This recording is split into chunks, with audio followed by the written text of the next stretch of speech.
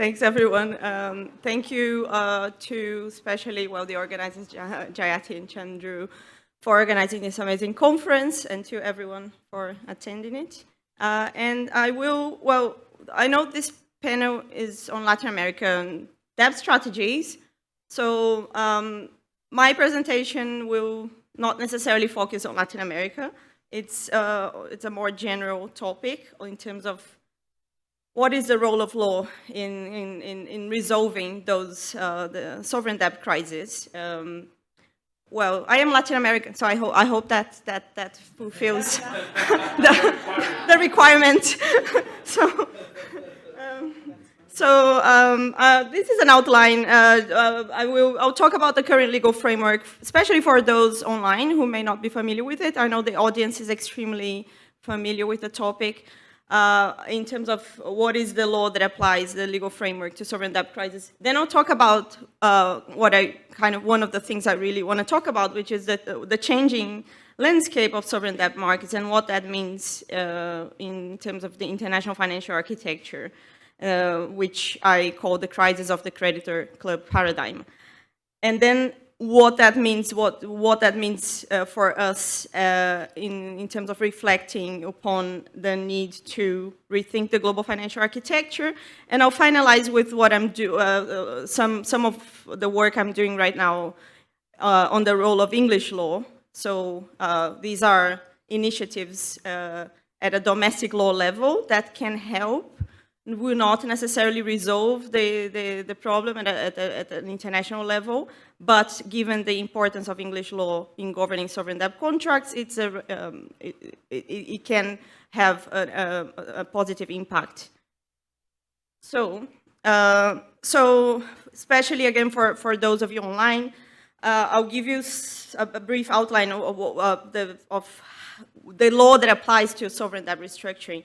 The mechanisms of global debt governance are surprisingly informal, unlike corporate entities, which benefit from established restructuring mechanisms. And insolvency regimes, sovereign states lack a parallel legal framework for structured and binding negotiation processes and to solve debt distress and insolvency problems. And so as a result, sovereign debt restructuring relies upon transactional and ad hoc processes, which means that the state negotiates on an ad hoc basis with creditors, which involve private lenders, bilateral creditors, multilateral creditors, etc.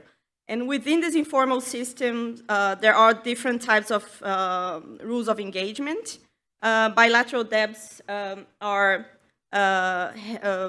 negotiated via the Paris Club for Paris Club members, but we'll see what is happening right now in relation to diversification of creditors in this landscape.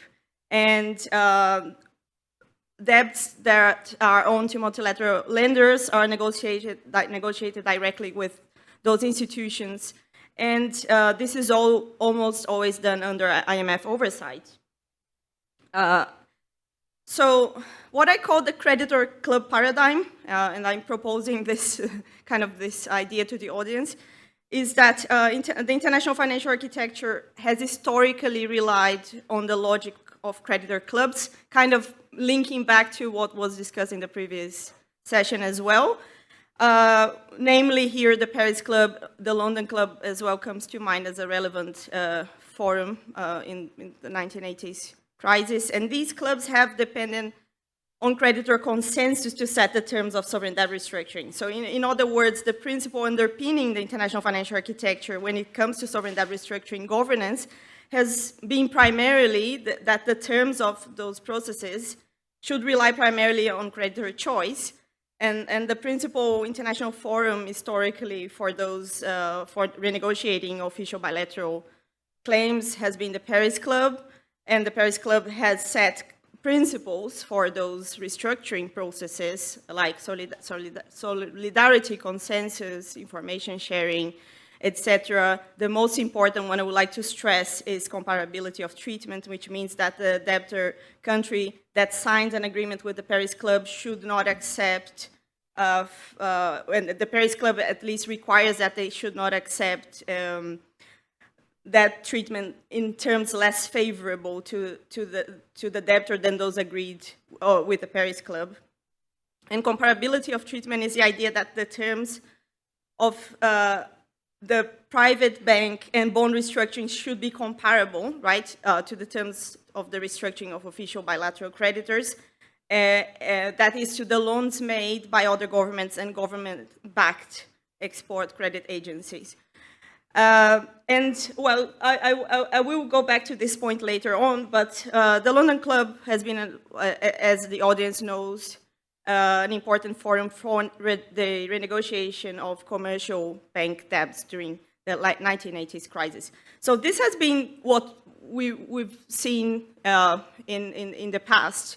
But what we are seeing right now is that there is a changing landscape of sovereign debt markets. So the diversification of the creditor base in sovereign debt markets has been significant, as the audience knows, especially in the last 30 years, and this includes a significant rise in both bond debt, so this is commercial private debt, and non-Paris Club official bilateral creditors. Here,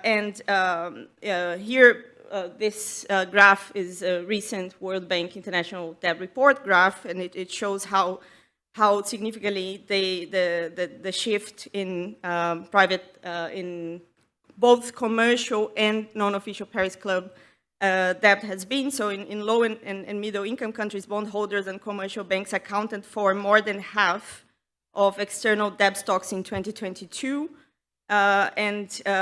Even though in IDA eligible countries, the share of bondholders and commercial banks has been lower than in lower and middle income countries, the rate of increase has been higher because of this large shift to capital markets. So this is another graph that shows also specifically in relation to lower income countries, and I don't have a lot of time to discuss that, but you will see how significant the shift has been in terms of more commercial and non-Paris Club debt. Right, so, oh yeah, actually this was the graph I wanted to show you about lower income countries. So the concentration here of top 5 creditors has changed from Paris Club to significantly China, right? And China here meaning all the Chinese official institutions. And also France, Japan, Germany, and Russia as part of the Paris Club group. Right, so here we are seeing a kind of increasing participation of both commercial, so this is bond debt and non-Paris Club debt. Let's talk about bond debt in particular. So what does that mean in terms of debt restructuring? In a nutshell, bonds can be purchased in smaller quantities. They are easily tradable in the secondary market. A range of institutional investors, from pension funds to hedge funds to mutual funds, can purchase those bonds. And they are now active in sovereign debt markets. And the tradability of bonds on secondary markets has facilitated the rise of a new class of investors who buy discounted debt during those crises, and these include institutional investors like, well, BlackRock notably is a huge player there. And they are important players in managing sovereign debt during crisis. And as a result, as you can see, this is not research undertaken by myself, but Schumacher and others. It shows that creditor lawsuits have become an increasingly common feature of sovereign debt markets, and these legal developments have strengthened the hands of creditors in raising the cost of default. So if you look at the creditor characteristics of those in those lawsuits, notably these are funds, banks, and the rest are other types of commercial creditors. So here is an outline of those the plaintiffs. Oh, sorry. There you go. Official debt. So this is the other element in this equation, the non-Paris Club creditors. Notably, as the audience knows, Chinese bilateral lending has become significant. In the mid-2010s, Chinese creditors to lower and middle-income countries has outpaced the Paris Club in terms of bilateral debt for the first time. Chinese bilateral lending here, including all types of bilateral lending, both concessional and non-concessional. And the non-concessional, most importantly, is the Export-Import Bank of China and the China Development Bank. So what does that mean in terms of debt restructuring processes at a macro kind of level? We are seeing a crisis of the debtor club paradigm. So the club dynamic applied to sovereign debt restructuring, which was epitomized in the concept of gentleman's agreement, which I very much like as a kind of term to describe that, because it's very much, you know, both kind of the patriarchy is there, in the, you know, and colonial, so it's white, male, you know, everyone in the same, kind of the same table, that they all agree upon the terms, of course, because they are similar in terms of interest. So that is now under kind of, under challenge, right? Because we have a diversification of the creditor base that now prevents or creates challenges in terms of agreeing upon the terms of the restructuring.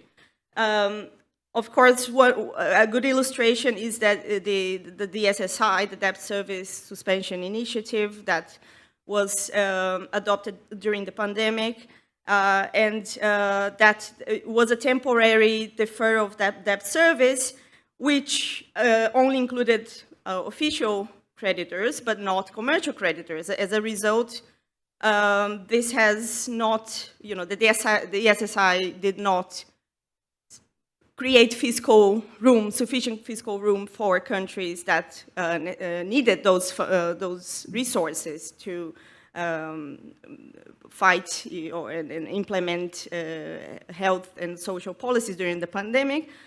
Also, after the SSI, now we are seeing the result, the G20 Common Framework, where private creditors are required to participate on comparable terms, but no mechanisms exist to enforce those terms. So the effectiveness of the Common Framework is hindered by disputes over financial terms among creditors, compounded by the fact that Chinese institutions participated significantly in the DSSI. They granted debt relief on a scale much higher than private creditors, and that has created now a certain reluctance to engage in the Common Framework. So some of the reasons for that, I don't have time to discuss this contrast between Zambia and Chad, so I'll leave that maybe to the Q&A.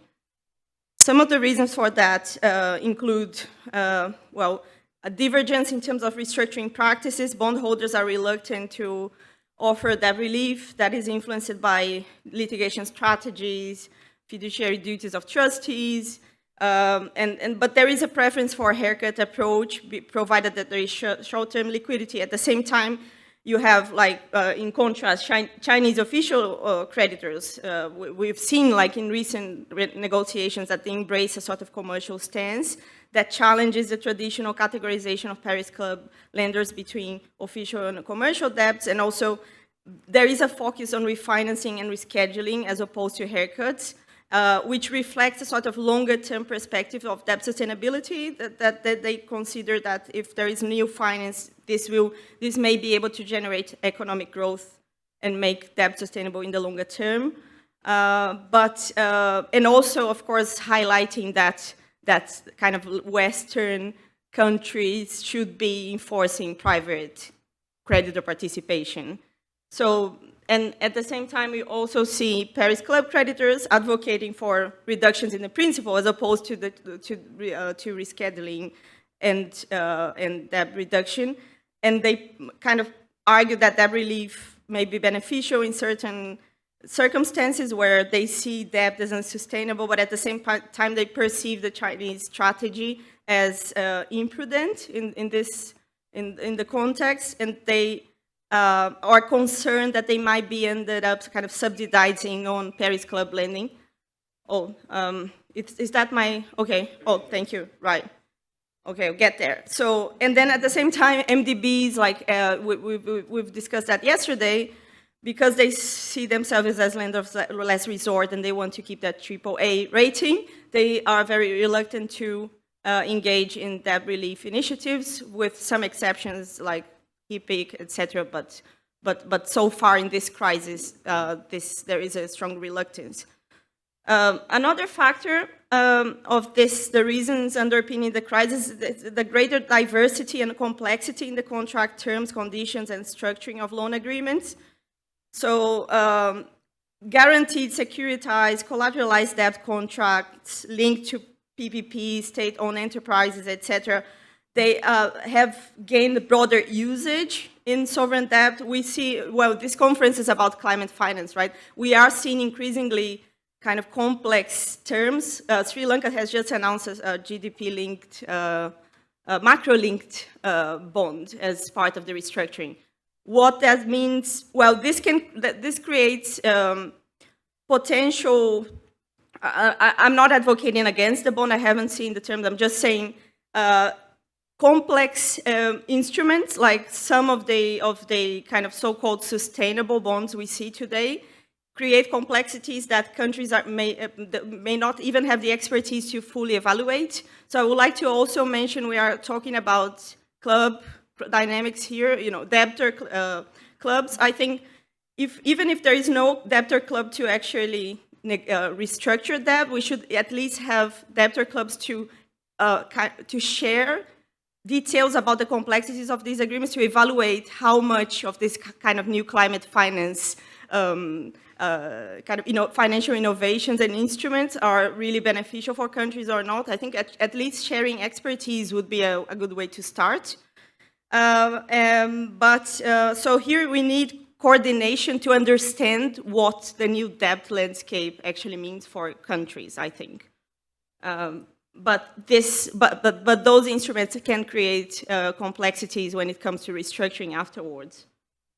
And finally, we have new forms of lending that challenge the traditional differentiation between commercial and official debt, as seen in the case of particularly Chinese institutions, specifically the China Development Bank, which China describes as a commercial bank. And for the Paris Club, this is an official type of debt.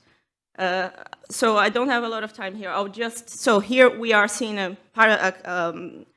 creditor club paradigm crisis. What I'm trying to say in a nutshell is sovereign debt markets now are a complex market, like any other market, like any other debt market, that requires binding rules of engagement and restructuring, just like corporate debt does. Sovereign debt markets now sovereign debt cannot be restructured in the same way by just sitting, you know, a group of people that look like each other and deciding the terms, because this is impossible. So we need modern credit systems require ex ante, so there's a prior to the fact, restructuring rules and enforcement mechanisms. This is what we need, a legal framework that deals with that. So I'll skip that one. Yeah, it's kind of just the same argument here. But what is the role of English law? I'd just like to touch upon that. It's something I'm working on at the moment.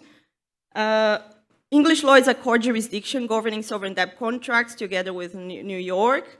And core jurisdictions have a key role to play in facilitating sovereign debt restructuring processes. And one thing I've been working on is a legislative proposal together with two colleagues, Eileen Tan and Stephen Connelly from Warwick Law School. We'll kind of fire test this draft bill on the 3rd of June, which aims to enforce comparable treatment in sovereign debt restructurings, and it limits the recoverable amount on any qualifying debt to the level which the creditor could reclaim, assuming it provided the expected level of debt relief under specified debt treatment. Another proposal I'm working on, I don't have a draft bill yet. I'm working on an article together with another colleague from Leeds, Jerry McCormack, is one that seeks to extend the current corporate restructuring mechanisms under English law that applies under the UK Companies Act 2006 to sovereign debt to facilitate compromises or agreements between the sovereign and any type of creditor, provided the debt is under English law. So I can answer any questions about that in the Q&A. So this is it for me. Thank you. Thank you very much. Unfortunately, that's all there is to know about the subject, so the panel is over. Good preemptive tackle law. Look at that. Right before that's a challenge now.